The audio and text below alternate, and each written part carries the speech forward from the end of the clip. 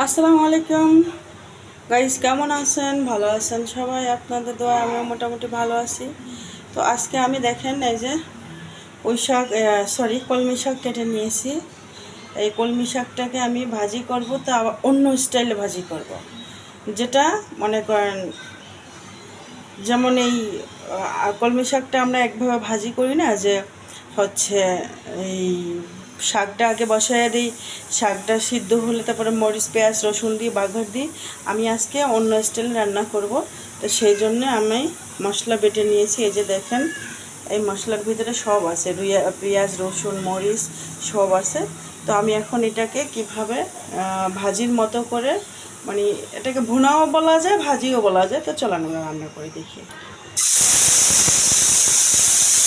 মশলাটা দিয়ে দিলাম। তো গাইস, আমি এখন এটার ভিতরে দিয়ে দেব লবণ।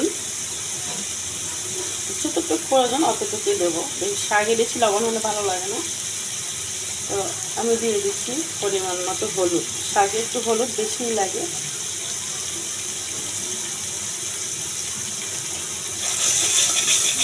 দেখা যাচ্ছে সবার কাছে প্রতিদিন একঘেয়েমি খাওয়া ভালো লাগে না। তারপর দিয়ে দিচ্ছি 2টা তেজপাতা। তারপর দিয়ে দেব আস্ত কয়টা কাঁচামরিচ। যেহেতু আমার কাঁচামরিচ দেওয়া আছে, ব্লেন্ডার বেটে দেওয়া আছে, তাই আমি যেন আস্ত দিলাম। একদম ভালো করে কষিয়ে নেব।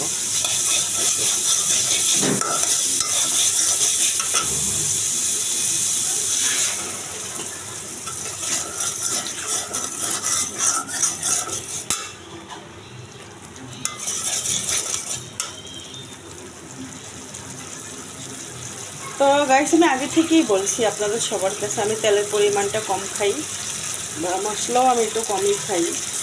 তো আমার মশলাটা ভালো করে দেখেন হয়ে গেছে। আমি এখন এটার ভিতরে একে একে শাক দিয়ে দেব।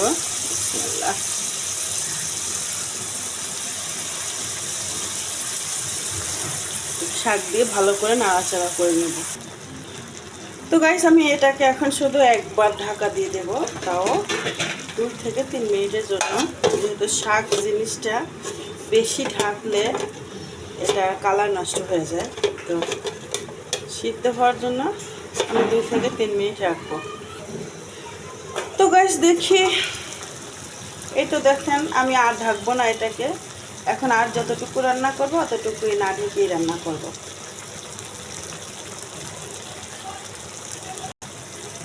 এখন একটু নাড়াচাড়া করি।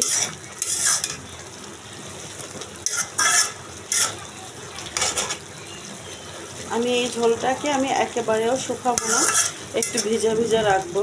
আলুটা সিদ্ধ হয়ে গেছে।